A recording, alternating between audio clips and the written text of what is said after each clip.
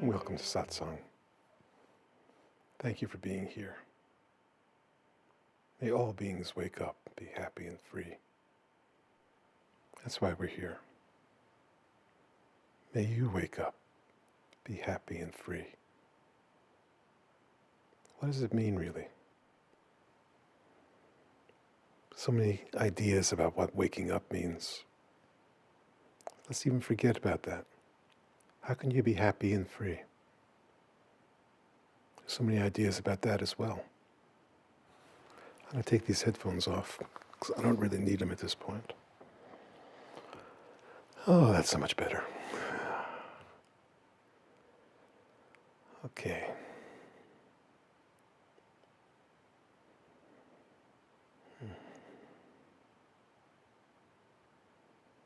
Just read something on the net which said, if I had to describe myself in one word, it would be, I don't follow the rules. So taking the headphones off wasn't really part of the protocol, but it just felt good. So how do we know if what just feels good is coming from ourself or ideas of ourself? What we call our soul, or what we call our true self, or what we call our ego. In any given moment, quite often we don't know. It's only in retrospect that we can look back and see, did we cause a mess? Did we cause suffering? Did we hurt ourselves or hurt somebody else? Was it an act of love or an act of greed? We can notice it.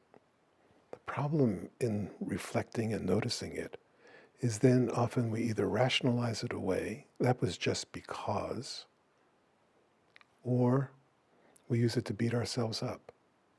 Oh, I should have been. I wasn't being.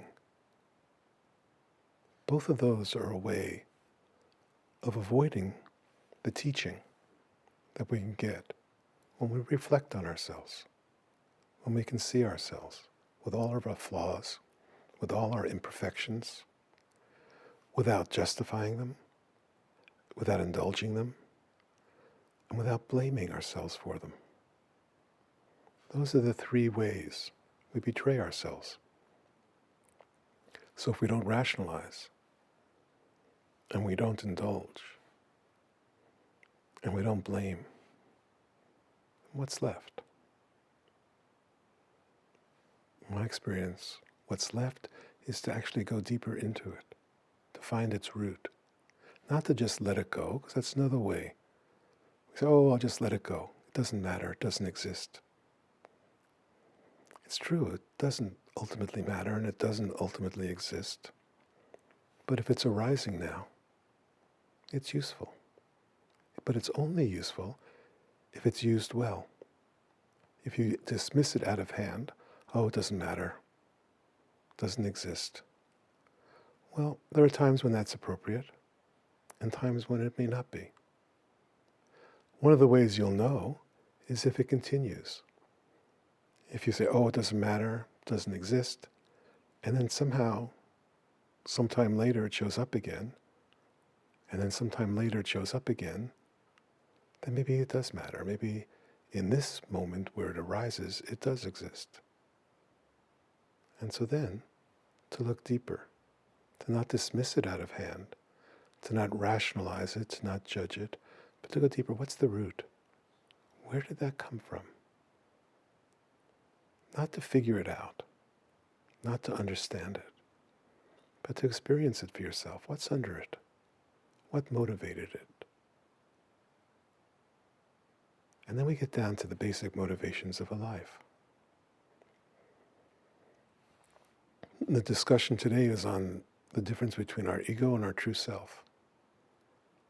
So that's what we're looking at. Ego inherently is selfish. It's based in survival. It's based in me and mine and my view of the world. So if that's what's motivating it, if it's coming from me and mine, then you can say, okay, maybe that's not coming from my true self. Hope this is clear. It's tricky business not having anybody in the room. Because really, energetically, I'm speaking to you, not from words, but from an energy field. And so without it being reflected, I just have to assume you get what I'm talking about. I hope you do. So let's take a moment right now. Let's just stop. Just forget everything. Just for a moment. Forget your name. Forget where you are. Forget who you are. Forget what time it is, what day it is. Just for a moment here. Let's be together in a total forgetting of everything we know.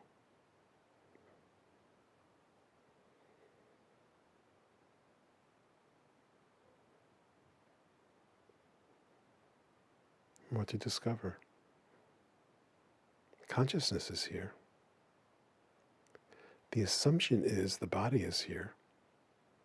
Let's try an experiment. Put your attention on the edge of your body, where your body ends.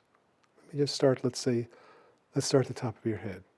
And let's put our attention at the top of our head and discover where our body ends.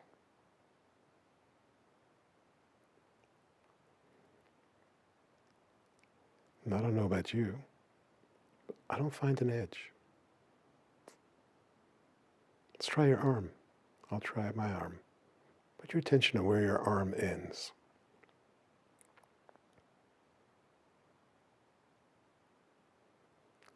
I can have an experience of being in an arm, but I don't have an experience of an edge. Maybe there is no edge. So if we're here together, just simply like this, let's evoke the true self, being aware. Being aware means what's always here, who you are, just simple being, with nothing to be aware of in particular. Just being aware, being pure. Can you experience in this moment purity? If what you are is purity in this moment, what's that experience?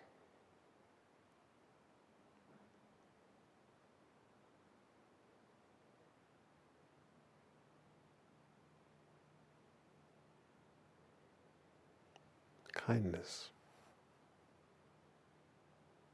Be kind in this moment with no object to be kind to, just kindness itself. What does that feel like?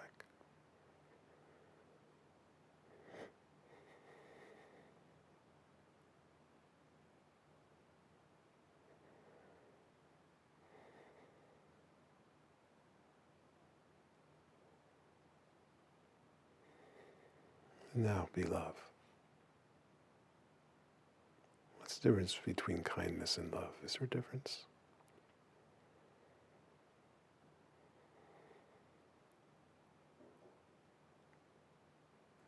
Being pure, kind, aware love.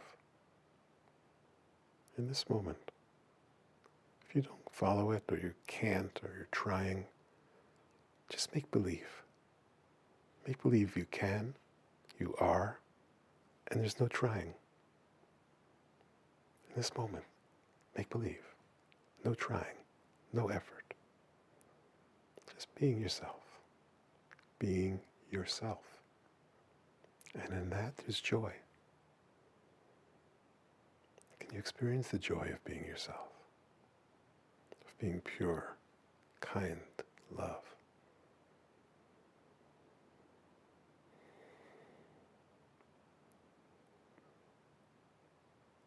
It feels a little more percolating to me, a little more bubbly.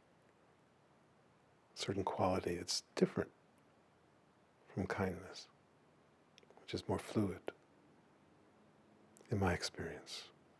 But that's just my experience. What's yours?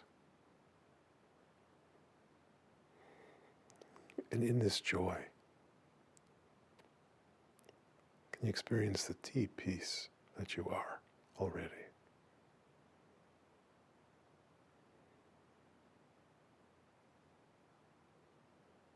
Deep peace has a certain quality to it in my experience. It's almost, when I really drop into deep peace, it almost feels like a black velvet, soft, but that's only the way I subjectively experience it. How do you experience it right now? And if you can't, make believe you can. That's very good. And this, deeper than this deep peace, is the vast emptiness, vast, intelligent emptiness that you are. Can you actually go deeper than the deep peace? To feel this vast, intelligent emptiness.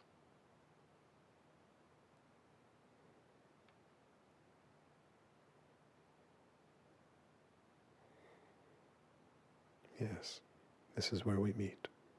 It's beautiful.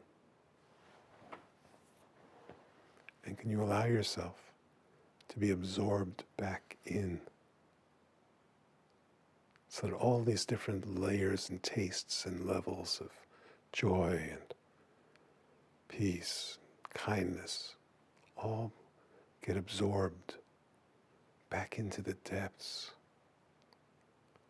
of this powerful awareness of who you are. It's the source of creation, your own Shakti of creation. Oh, that's very good. This is yourself. When you say your name, refer to this. I'll say, I am Eli. Instead of referring to this body or these thoughts or this feeling,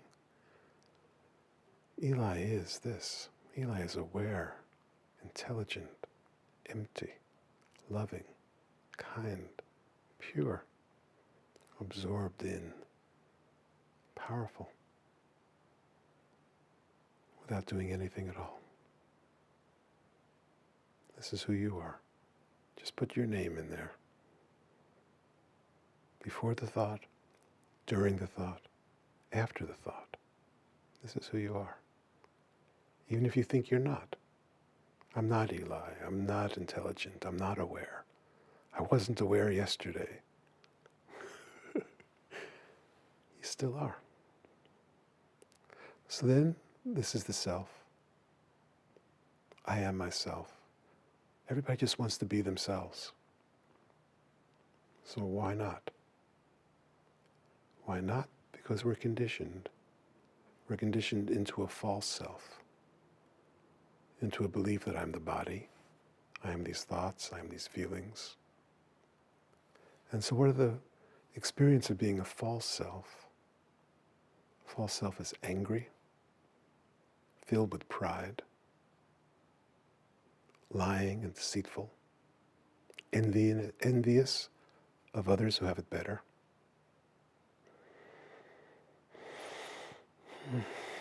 Doubting yourself, doubting the world, doubting your teachers, doubting your students, doubting your government, doubting.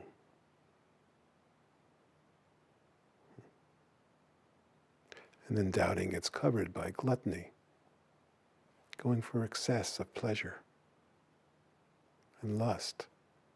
Gluttony and lust, two flavors of going for excessive pleasure. And finally, laziness. Laziness doesn't mean not getting out of bed in the morning, although that might be part of it. But laziness means, I'll deal with it later. I don't want to face it right now. It's too big. It's too much. I don't want to yet. That's laziness. So in any given moment, you can see where you're living from. What are you serving? Are you serving being right? Serving pride and deceit, doubting, justifying, rationalizing? Never seems that way, because there's always a good story of why it's not. But if you're serving yourself, if you're serving purity, kindness, and love, if you're serving awareness, emptiness, spacious truth that's filled with peace, filled with yourself, absorbed into yourself, it's a different motivation. It leads to different results. Now, in our day-to-day lives, we live conditioned existences as animals, quite naturally. One of the major distinctions that I see people make that I don't understand is they say, oh, I love being in nature. I just have a problem with people. But people also is nature. We're animals. And we love to see birds' nests, and we can hate to see concrete towers because it's so unnatural.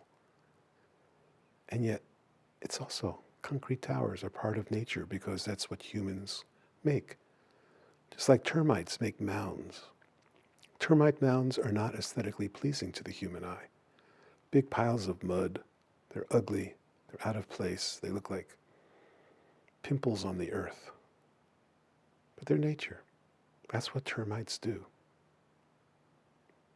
And so we look at the world, we look at what we've created, that's nature. That's what human animals do.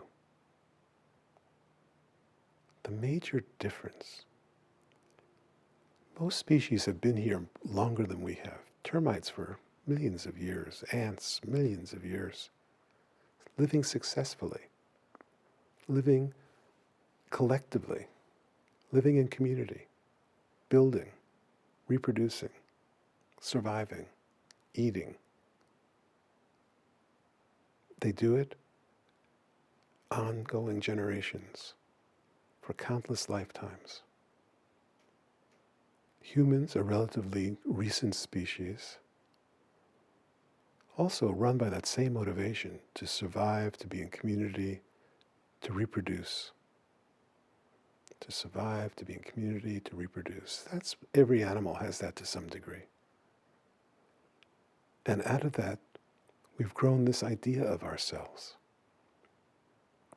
that creates concrete towers, that creates bombs, that creates every kind of horror out of our creative, intelligent mind. And so we have to look at ourselves and see, what are we contributing to? How do we contribute? How do we contribute to serving the growth of harmony and love? Not by blaming people for not being natural, because it's all nature. It's all nature. You can't escape. Everywhere on planet Earth that you go, from the slums of Nairobi to the wastelands of the Arctic, it's all nature. And so then, if we don't make that distinction between humans and nature, and we see we're just part of it, the difference being that our culture is evolving so quickly because of our language and our capacity and the intelligence that we have. We can see that we're being run by a false self. And this false self also part of nature. And eventually it will destroy itself. And nature will continue as it does, with one less species, and the earth will repair itself eventually. It may take millions of years, but it'll come back. And then it will die. The earth will die. Everything that's born will die. But in our limited time here, how can we make a difference? How can we serve ourselves and not serve our egoic suffering? Simply by telling the truth in any given instant. Most transactions, meaningless. They have no weight one way or another. What you have for breakfast, how you clean the dishes, where you're going to go buy your groceries or whatever it might be. There's certain activities, most transactions have no weight. But the ones that do, the ones that move the earth, the ones that change your life, those are the places, the choice points, the testing ground, where you can show up and make a difference. And the way you show up and make a difference here, in this moment, is by being willing to be ruthlessly honest with yourself. The beautiful thing is that you can immediately be your true self.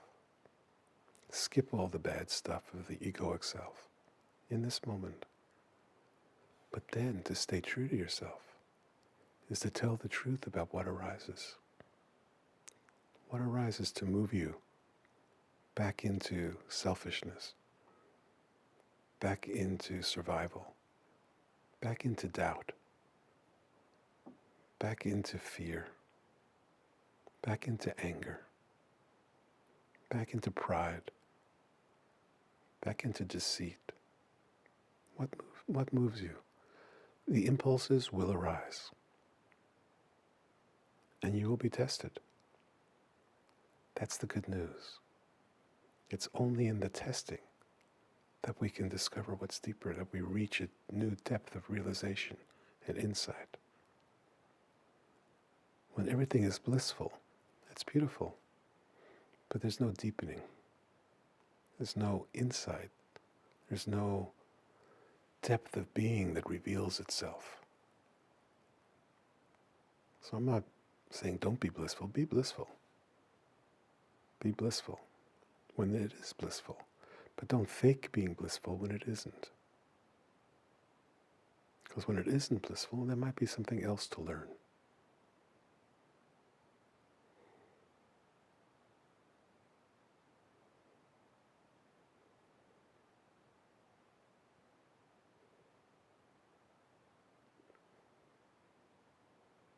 I never know what words are going to come out of my mouth when I sit down here to meet with you this way. I have a general format of what we're supposed to be looking at. This week it's ego and self. But how it expresses itself is a mystery to me. Me who hears it, because I hear it the same time you do. It expresses itself using this language, this body. But once it's taken personal, once you say, oh, I should have done it differently, or oh, it wasn't, you start to judge it. You own it. And in owning it, you kill it. You kill your own aliveness and creativity when you own it and judge it. Doesn't mean you can't reflect on it and see what works and what doesn't work. That's useful. So what's the difference between those two? Because I don't want to preach. And the internet has every teaching already. So what can we have here that's completely fresh? Completely unspoken? That's all I'm interested in. That's what brings us together. So let me hear from you. Let's hear anything you have to add to this. Questions, comments, reports. Let's bring your voice into this conversation. Because we're meeting from, where are we meeting from? From the US, from Germany, from Australia, Belgium, Japan, Netherlands, Canada. That's beautiful. Can you imagine? When you were growing up, could you imagine you'd be in a conversation with people from all those countries while sitting in your room? I couldn't. I'm so grateful that we have this possibility. So please add your voice to our conversation by pressing your one on your keyboard. Okay. Deborah. Yeah, what you just said really spoke to me, and I realized this morning that I made a mistake about something, and I've been basically what you just said, beating myself up and rationalizing it. And so what I'm doing now is I'm being with it is trying to be myself and look at it. And so I see some of the issues that have come up where I was trying to move quickly. I was feeling a little frantic. I was being over-responsible. And I also see where, like, I want to go into being the hero about something, avoiding criticism. There's some attachment to not making mistakes, etc. And, yeah, I just really appreciate what you said about, like, reflecting and telling myself the truth rather than going into my defense. And there was something you just said that really spoke to me. I'm not remembering what it was, but something about like just being myself with it, as opposed to I guess beating myself up about it. Like I'm really trying, as I look at it, to not use it as a way to beat myself up, but to say, oh, okay, what's here, like what you were saying about Yes. what's the underlying motivation. Yes, and then you got to that underlying motivation. You see it. The pressure to want to be the hero, the pressure to move too fast, the pressure to not want to make a mistake, all the different things you named. It's beautiful. You get to see that and then experience it without fixing it. Experience that without moving. And you discover that then your mistakes that you made are a teaching and they're valuable. Not to say, oh, I should have done or I didn't do, but to, oh, I'm a machine. In that moment, I'm running as a survival machine, trying to be a hero and be good and be right and all the different things that you named. And if you stop in that moment and stop your identity with that, then you find what's deeper, what's underneath it all. Yeah, when you said that, I just felt the pain of potentially, hurting the group of people that I'm working with, and when I felt the pain, there was just an opening to like, okay, next time I just want to be more careful, like more mindful, so that I don't hurt people. Beautiful. You don't want to hurt people. The problem is that trying to be more mindful itself is the same egoic hero, blah, blah, whatever it was. It's that same person. So trying to be more mindful itself is a trap. You can't try to be more mindful and be more mindful, because the trying itself is the same one who's rushing, the same one who wants to be the hero and do it right. So it's beautiful. You see, okay, I want to be more mindful. Beautiful. But how to be more mindful? Trying won't do it. So how else? What's the other possible way of being more mindful?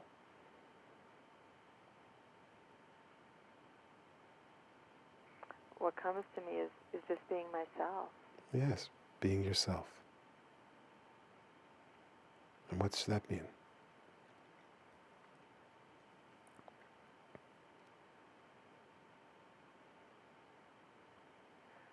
Just coming from that place of peace within me, without agenda, and just responding in the moment and trusting what's there. That's beautiful. That's right. That's your test.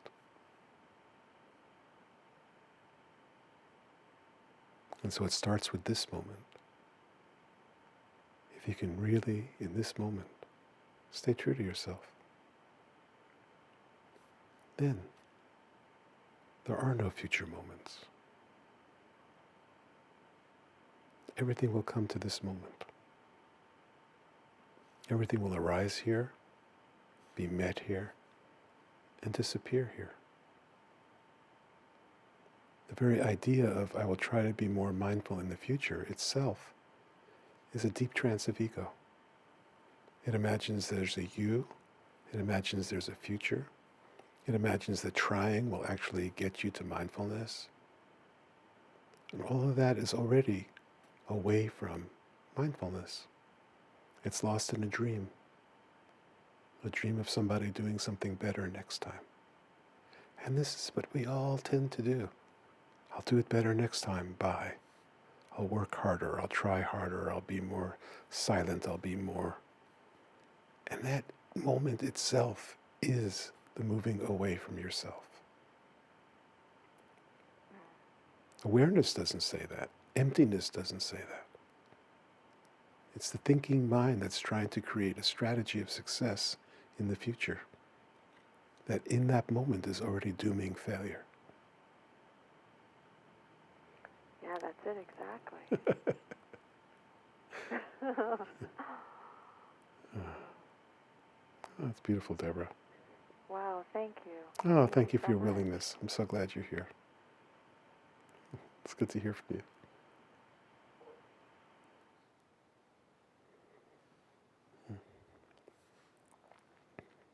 Deborah's willing to speak it, but it's something she's speaking for all of us. Who hasn't tried that strategy of wanting to be more mindful in the future? It's so crucial. And the beauty of Deborah being willing to speak it is that in exposing it, you get to see it for what it is. If you don't speak it and you don't expose it, it runs subconsciously. So thank you for exposing our mind, Deborah. It's very useful for everybody. It's the great mystery. How to get from here to there. You can't. You can't get from here to there. You can't be more mindful then. But you can stop here. Just as we started this talk.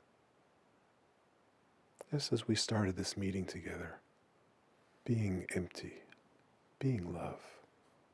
Being aware. Being kind. Being filled with joy and peace. In this moment, if you stay true to yourself here, you never leave. The body may leave to different places. It will. Circumstances, travel, relationships, all come and go, appear and disappear in this timeless, spaceless, empty totality that you are.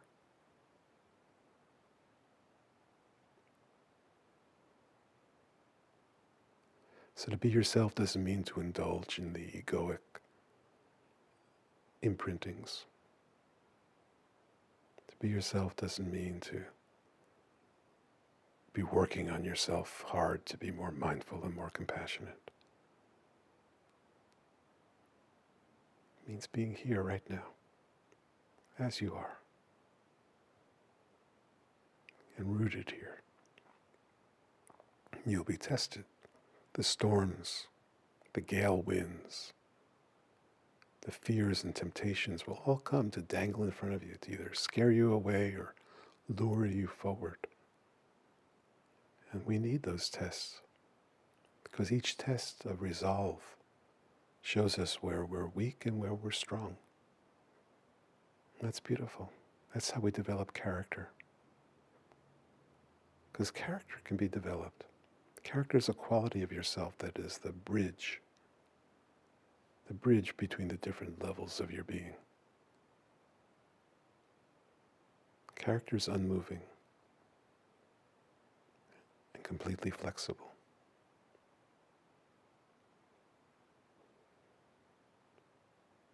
Character is kind, compassionate, joyful, peaceful, and rooted. It's the rootedness that comes from our willingness to give everything. And that's again where we have to be really honest with ourselves. What we're not willing to give, where we're still secretly holding, where we say we're not quite ready or he doesn't mean that. So to the degree that we give ourselves, to that degree we're given back.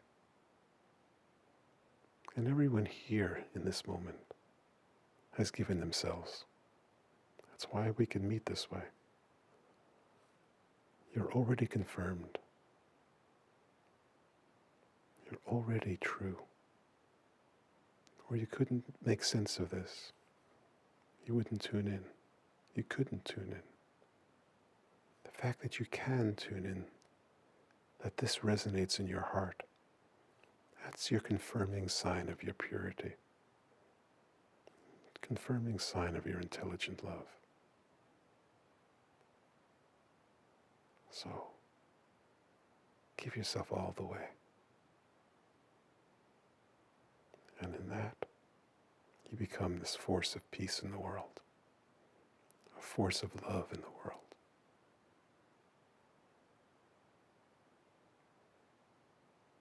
You become a fountain of service.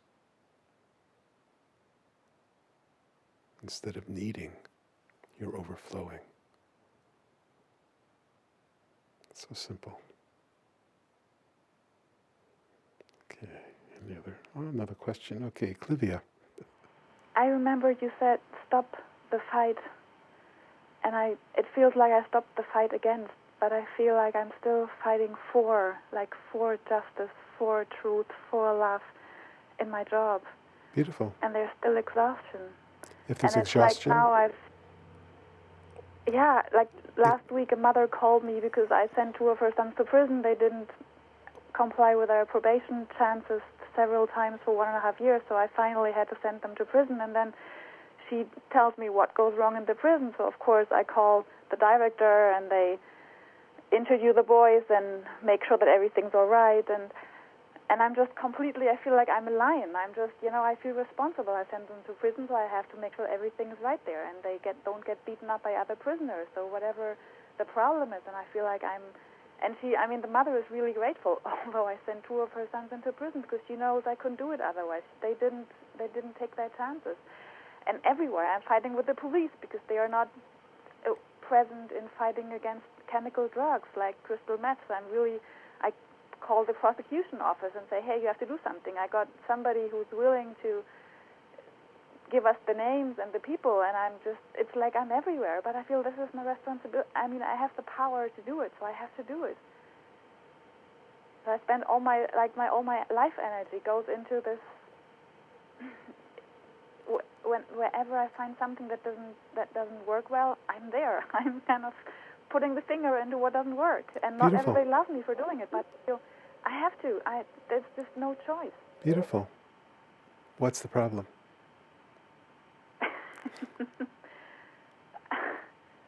Where else would you put your energy? No, that's what nowhere. This is Exactly. what I want to do. This is your calling. It's beautiful. It's your part. When you're given a role in this Leela, you play it 100%. You have this role. I am. I feel like I really am. You are, and it's beautiful, and it's working, it's serving. In whatever way it does, it's beautiful. What a lucky life. Yeah, I feel like, it's like I just had another big trial on Thursday, and it felt like I really talked to them like in dignity. It's like I'm trying to, coming from underneath and supporting their strength. Yes. It's beautiful. Instead of making them feel bad, and it's just like it's beautiful. It's like they are shining, and this friend got his probation. Let's see if he gets his, fulfills what I asked him to do. But it's seeing them shining, they feel seen. I just talk to them directly. It's just it's beautiful. But after some hours, I'm very exhausted. But that's maybe just what it feels like. And then next day, I'm sleeping, and that's it. Yeah. Work can make you tired. Okay. I was just checking if I'm like, yeah, great, thank you. That's so beautiful, you. Clivia. I'm so glad. Confirmation. That's so great. I'm so grateful. Me too. You're so present in my courtroom. It's as if you were sitting there smiling. You have no idea how present you are. It's a miracle. I'm so grateful. Thank you. And I'm so glad to be present in your courtroom without being in a courtroom anymore.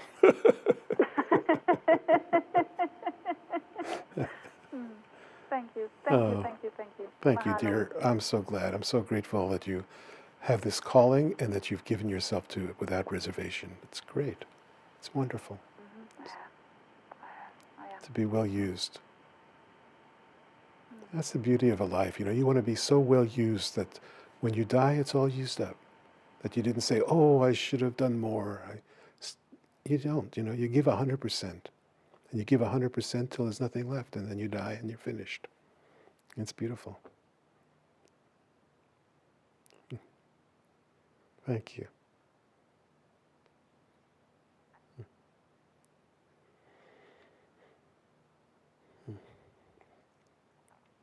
So that's what we all want, is to be well used, to pour ourselves in fully, to have something bigger than our own life, more important, affecting something bigger than just me and mine.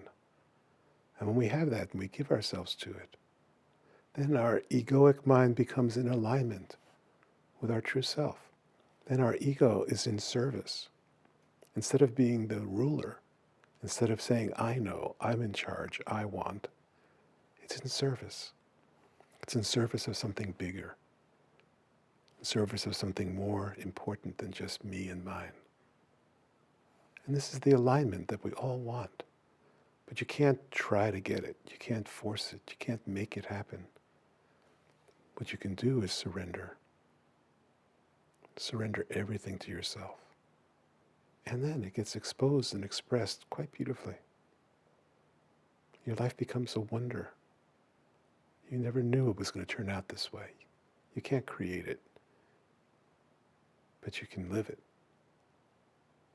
So to stay true to yourself doesn't mean to withdraw from life. Doesn't mean to become a hermit. Maybe you will, if that's what staying true to yourself is. Beautiful. No problem with that. I've lived as a hermit and I love it. I love living as a hermit, so I have no problem with that. But wherever you are, if you're a hermit or you're in Wall Street, you stay true to yourself, not to the machine. You stay true to yourself in the deepest sense, and then you serve something beyond the machine, beyond the money machine, beyond your survival machine. You serve the truth of life, and you serve truth itself. And that's why we're here. So I'm so glad. So Clivia again spoke for all of us. We all want a vehicle to serve. Just be quiet long enough, and it will appear. Maybe it's already here. Maybe you're overlooking it. It's not about changing necessarily, although it could be. It's being open to whatever it is, to express itself, to show up.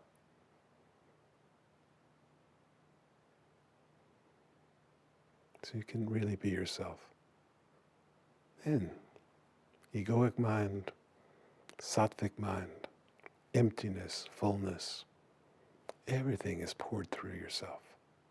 Everything comes out the mouth that has learned to speak egoically, with the egoic language. Quite naturally, the ego becomes a servant instead of a ruler. Oh, so great.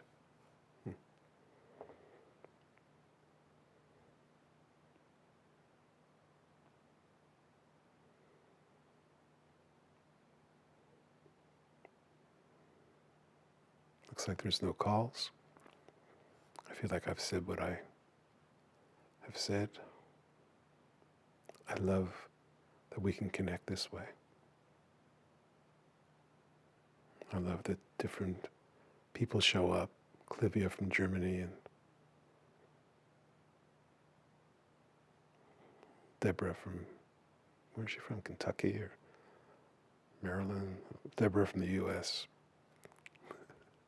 That we show up from different parts of the world and expose the same heart, the same mind, the same tendencies of ego and the same tendencies of truth. That this one collective being in billions of parts of manifestation is all coming together to serve life, serve truth, serve love. Thank you for being here. Thank you for staying true. Thank you for being yourself. And I look forward to seeing you in person, face to face someday. And whether that happens or not, play your part and be free and happy. And let all beings be happy and free. Thank you.